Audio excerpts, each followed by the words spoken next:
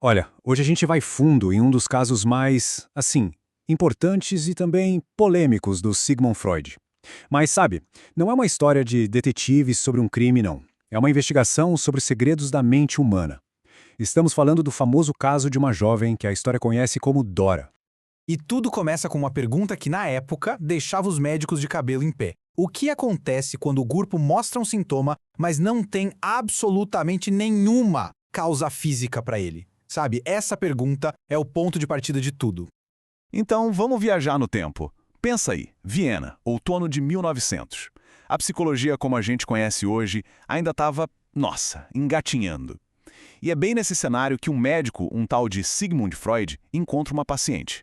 Uma paciente com sintomas tão misteriosos que o levaram a criar teorias que, olha, simplesmente viraram o pensamento ocidental de cabeça para baixo. Bom, vamos entrar de cabeça nisso. O centro de todo esse mistério é uma jovem de 18 anos. O nome real dela, claro, foi protegido. Mas para a história, ela ficou conhecida como Dora. E ela sofria de uma série de sintomas que eram, olha, de deixar qualquer um sem entender nada.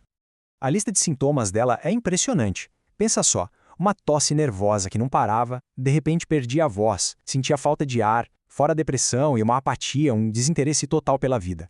E o mais doido é que os médicos examinavam, faziam testes, e nada. Não encontravam absolutamente nada de errado no corpo dela. Era o que o Freud chamou de petite histeria. Basicamente uma histeria comum, mas que a medicina da época não sabia explicar. E foi por isso que o pai dela, já em desespero, levou ela até o Freud. O Freud, muito rápido, sacou uma coisa. Para entender os sintomas da Dora, não adiantava olhar só para ela. Não, ele precisava investigar o cenário todo da vida dela, sabe?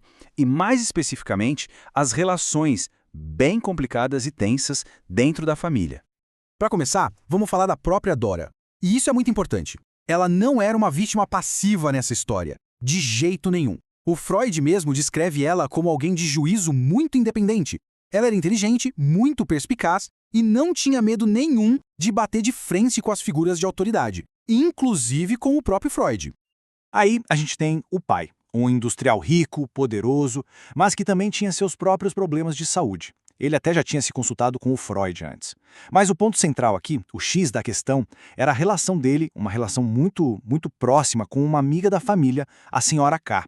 Ele jurava de pé junto que era só amizade, sabe? Uma amizade platônica. Isso tudo leva a gente direto para a família K. Eles eram amigos bem próximos dos pais da Dora. A senhora K, como eu disse, era confidente do pai. Só que o marido dela, o senhor K, bom, ele virou um problemão. Porque uns anos antes, perto de um lago, ele deu em cima da Dora de um jeito bem invasivo. E ela só tinha 16 anos na época. Esse evento é tipo um trauma central em toda essa história. Então, aqui a gente vê o conflito de narrativas. De um lado, o pai da Dora negava tudo. A relação com a senhora K, inocente. A história da Dora sobre o senhor K, coisa da cabeça dela, uma fantasia. Do outro lado, a Dora. Ela tinha certeza absoluta que o pai e a senhora K tinham um caso. E pior, que o pai estava basicamente entregando ela para o senhor K para poder manter o próprio caso em segredo. São duas versões da realidade que não se encaixam de jeito nenhum. E aí fica a pergunta, como que o Freud ia encontrar a verdade no meio dessa confusão toda? Bom, ele usou uma ferramenta que na época era super nova, revolucionária, a análise dos sonhos. Ele acreditava que os sonhos eram tipo uma estrada real para aquelas verdades que a nossa mente consciente não consegue ou simplesmente não quer encarar. Nas palavras do próprio Freud, o sonho é um dos caminhos para o material psíquico chegar na consciência. Ele não viu os sonhos como algo aleatório, sabe? Para ele, eram mensagens codificadas, cheias de desejos e conflitos escondidos. Aliás, uma curiosidade. O título original que o Freud deu para esse estudo foi, na verdade, Sonhos e Histeria. E a Dora contou para o Freud um sonho que ela tinha sempre. A cena era assim: a casa dela estava pegando fogo, o pai acordava ela, a mãe queria salvar a caixa de joias dela, mas o pai dizia firme: não quero que eu e meus 2 filhos nos queimemos por causa da sua caixa de joias. Aí eles fugiam e assim que ela se via do lado de fora, segura, ela acordava. Cara, para o Freud, ouvir isso foi como encontrar ouro. O método do Freud era bem sistemático.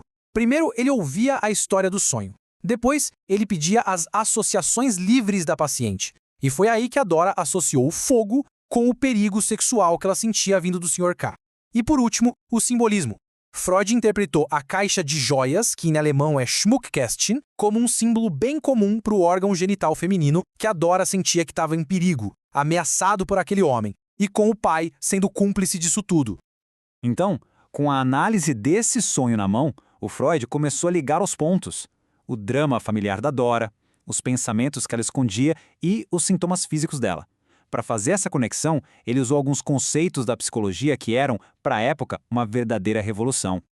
O primeiro conceito é o de repressão. A gente também conhece como recalcamento. A ideia é a seguinte: quando uma memória ou um desejo é doloroso demais ou ameaçador demais, a mente dá um jeito de empurrar isso para fora da consciência, joga lá para o inconsciente. Mas atenção, só porque está escondido não quer dizer que sumiu. E aqui está o pulo do gato. O Freud teorizou que, naquele momento da abordagem do Sr. K, a Dora sentiu o que ele descreveu como a pressão do membro ereto contra seu ventre. A sensação foi tão horrível, tão revoltante, que ela reprimiu. Só que a energia dessa memória precisava ir para algum lugar, certo? E segundo Freud, ela foi deslocada para o tórax e se transformou naquela sensação que causava a tosse nervosa dela. E isso nos leva a um outro conceito, a complacência somática. Que nome, né? Mas a ideia é que um conflito psicológico pode, literalmente, se apossar de uma parte do corpo para se manifestar. É como se a mente da Dora, por não conseguir lidar com o trauma de forma consciente, estivesse falando, só que através da garganta e dos pulmões dela. Bom, a análise estava indo bem. As peças do quebra-cabeça pareciam estar se encaixando. Mas aí veio uma reviravolta. Uma coisa totalmente inesperada. O caso simplesmente nunca foi terminado. Depois de só 11 semanas, menos de 3 meses de tratamento, a Dora, do nada, avisou que não ia mais voltar. Para o Freud, isso foi um choque. E no começo, ele viu como um grande fracasso. A pergunta era, por que ela foi embora? A resposta, pelo menos para o Freud, estava num fenômeno que ele só estava começando a entender naquela época, a transferência. O que é isso? É quando o paciente, sem se dar conta, começa a projetar no terapeuta aqueles sentimentos super intensos. Amor, raiva, dependência, que na verdade eram direcionados a pessoas importantes do passado, tipo os pais. A conclusão do Freud foi que a Dora colocou ele no lugar do pai e do Sr. K. Ela transferiu para ele todos os desejos e as frustrações que sentia por eles. E quando o Freud, no papel de analista, obviamente, não correspondeu a esses sentimentos, ela se sentiu rejeitada mais uma vez. E aí ela o abandonou, exatamente como ela sentia que os outros homens da vida dela tinham feito. Então, qual foi o legado disso tudo, afinal? Pois é, o que parecia um baita fracasso na terapia acabou se tornando uma das descobertas mais importantes do Freud. O caso Dora, mesmo sem um final, virou um documento importantíssimo que ensinou gerações e gerações de terapeutas sobre como funciona a repressão, os sonhos e, o mais importante de tudo, a transferência. Essa citação do Freud resume a visão dele de um jeito perfeito. Ele acreditava que, mesmo que a gente fique de boca fechada, a verdade do nosso inconsciente sempre dá um jeito de escapar. Ela vaza, e ela se manifesta nos sonhos, nos atos falhos, naqueles tiques nervosos e, claro, como a gente viu no caso da Dora, nos sintomas do corpo. E tudo isso deixa a gente com uma última reflexão. O caso Dora força a gente a questionar essa separação que fazemos entre mente e corpo. Porque, pensem bem, se uma tosse pode ser um grito silencioso sobre um trauma, o que será que outras dores, outros desconfortos podem estar tentando dizer? O que será que os nossos corpos sabem que as nossas mentes conscientes ainda não conseguem admitir?